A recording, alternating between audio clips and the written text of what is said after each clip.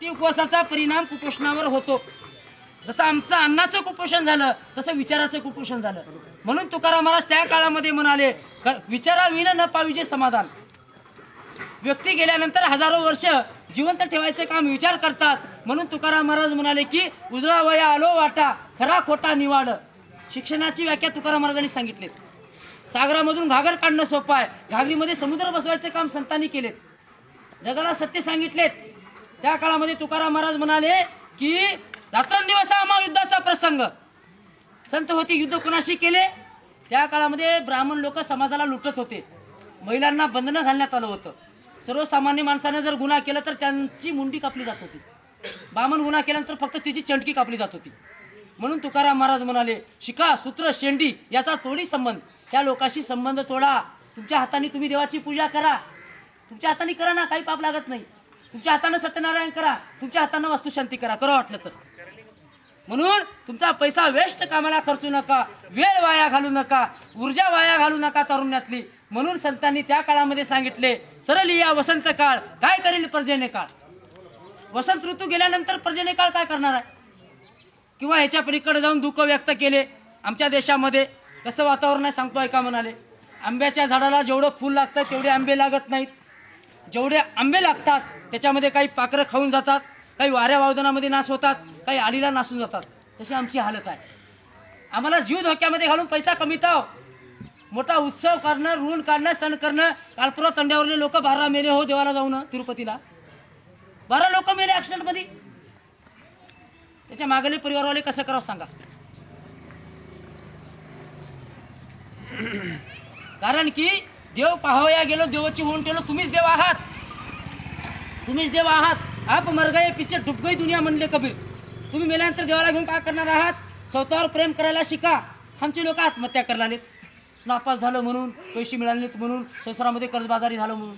संत लढणारे नव्हते, रडणारे नव्हते, लढणारे होते बाबा। लढायला शिकलं पाहिजे आम्हाला। संकटाच्या छाताडावर पाय देऊन आम्हाला कार्यक्रम करायला शिकलं पाहिजे, किंवा आपल्या विचाराचा प्रचार प्रसार झाला पाहिजेत। शिवाजी महाराजचा इतिहास जाणून घ्या। संभाजी महाराजांनी 4 ग्रंथ जे लिहिले, बुद्धभूषण ग्रंथामध्ये म्हणतात, जे लोक दैववादी असतात ते नामर्द असतात, जे लोक प्रयत्नवादी असतात तेच खरे मर्द असतात। जे लोक प्रयत्नवादी असतात, भगतसिंगाला फाशीची सजा झाली। इंग्रज अधिकाऱ्यानं प्रश्न विचारलं, तू उद्या मरणार आहेस, तुला मृत्यूची भीती वाटत नाही का?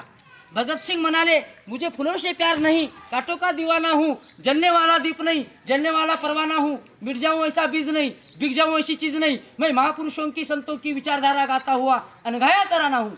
हे भगतसिंगानं सांगितले। म्हणून हा इतिहास आम्हाला शिकवला गेला नाही, शिक्षण असं शिकवलं गेलं, ग गणपतीचं ग, ब भटजीचं भ, या यज्ञाचं ये, लहानपणापासूनच हे। महिला वर्ग सिरियल बघून वेळ वाया घालवले, तरुण पोरं क्रिकेटमध्ये बिझी, अर्धे लोक दारू पिऊन वाया, अर्धे लोक आश्रम बापू सारखे गुरु करून वाया। कळले का? ज्यांच्यापासून प्रेरणा मिळतो तो गुरु, ज्यांच्यापासून प्रेरणा मिळतो तो गुरु, तुम्हाला जो ज्ञान देतो तो गुरु। अशा गोष्टी आहेत। म्हणून गाडगे बाबा म्हणत होते कीर्तनामध्ये, काही लोक थुकण्यामध्ये गेले, काही लोक फुकण्यामध्ये गेले बिड्या, काही लोक दारू पिऊन झुकण्यामध्ये गेले। कीर्तनामध्ये गाडगे बाबा म्हणत होते, बाबांनो तुमचा पैसा, तुमची ऊर्जा, तुमचा जीवन वाया घालू नका। हेच गाडगे महाराज सांगत होते। जे का रंजले गांजले त्याशी म्हणे जो आपुले। एखादी गरीबाचा मुलगा 10वी पास झाला, त्याचा सत्कार करायला शिका।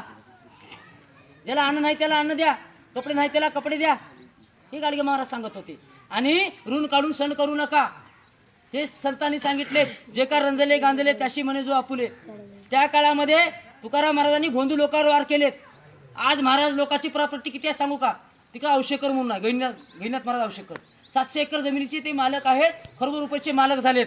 हे पैसा त्यांनी मेहनत करून कमिले नाहीत, लोकांकडूनच तुमच्यासारख्या।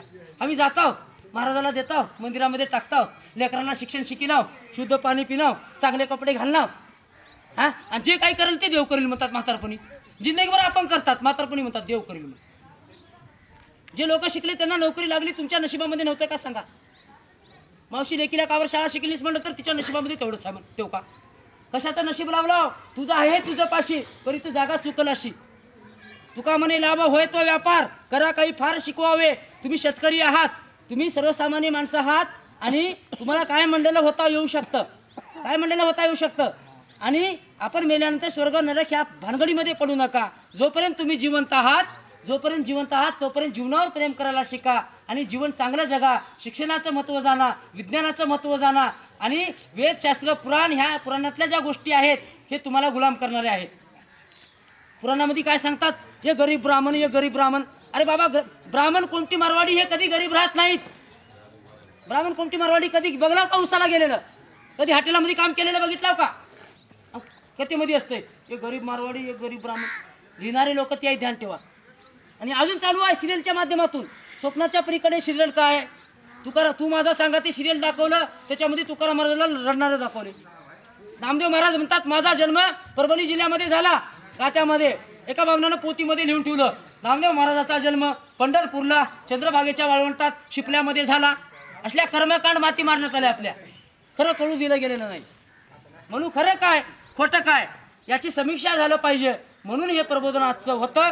म्हणून जे काही महापुरुष झाले, तुमच्या आमच्यासाठी संघर्ष केले, त्यांचा संसार संपवले, त्या महापुरुषांचं चिंतन तुम्ही कराल अशी अपेक्षा या ठिकाणी मी व्यक्त करतो. आणि ज्या महापुरुषानं आम्हाला असं सांगण्यात आलं की बाबासाहेबांना तुमच्यासाठी काही केली म्हणून एक डोक्यामध्ये आमच्या घालण्यात आलेला आहे. छत्रपती शिवाजी महाराजांचा अपमान झाला होता, बाबासाहेबांनी मनुस्मृती जाळून बदला घेतलेत. बाबासाहेबांनी मनुस्मृती जाळून बदला घेतलेत. शूद्रपूर्वी कोण होते हा ग्रंथ बाबासाहेबांनी शिवाजी महाराजाला अर्पण केलेत. आणि बाबासाहेबांना देखील तुकारामाचा वारकरी म्हणतात. फुलेचा शिक्षण करी, राजर्षी शाहू महाराजाचा वारसदार आणि तुकारामाचा वारकरी म्हणतात. 1925 ला मुकनायक वरपत्र चालू केल्यानंतर बाबासाहेबांनी कासया धरू मी भिड, निशंक हे तोंड वाजविले, येथे नाही मुक्याची जाण आणि सार्थक नाही हित लाजून. काही लोक म्हणले आता ब्राह्मण सुधारलेत, आता तेवढं काही राहिलं नाही. तुकाराम महाराज म्हणाले शेतामध्ये पीक बी आहे तण बी आहे, दोन्ही बी पीक आहे म्हणून राहू देऊन सोडला जमते का? तणाला बाजूला काढावं लागते. फुले म्हणाले त्या काळामध्ये, फुले म्हणाले या देशामधील समस्या फक्त ब्राह्मणवाद आणि श्रमणवाद. एक काम करणारे लोक, एक आयते खाणारे लोक, एक मेहनत करणारे लोक, एक आयते खाणारे लोक, एक पोत्या पुराण सांगणारे लोक, एक स्वतःच्या जीवनासाठी संघर्ष करणारे लोक, ही समस्या म्हणून फुलेंनी सांगितले. आणि हेच दिनकर जवळकर पाटलांनी देशाचे दुश्मन नावाचा ग्रंथ लिहिलेत, वाचून बघा. सिंधू घाटी सभ्यता का वाचून बघा. तुम्ही वाचल्याशिवाय आम्हाला कळत नाही. ज्ञानेश्वरी बी तुम्ही वाचा बाबा. आणि तुकाराम गाथा बी वाचलं पाहिजेत. सप्त्यामध्ये तुकाराम गाथेचंही पारायण केलं पाहिजे आम्हाला. कारण ज्या महापुरुषाने स्वतःचा संसार सपून, तुकाराम महाराज म्हणाले आज्या मेला पंजा मेला बाप मसना गेला, देखत देखत नातू पंतू तोही तैसा मेला. साप चावलं तर माणूस एकटा मरतो, परी मनुवादाचं ब्राह्मणाचं विष एवढं झरी आहे. आमच्या 3 पिढ्या घरात झाल्या, 3 पिढ्या आमच्या घरात झाल्या ना.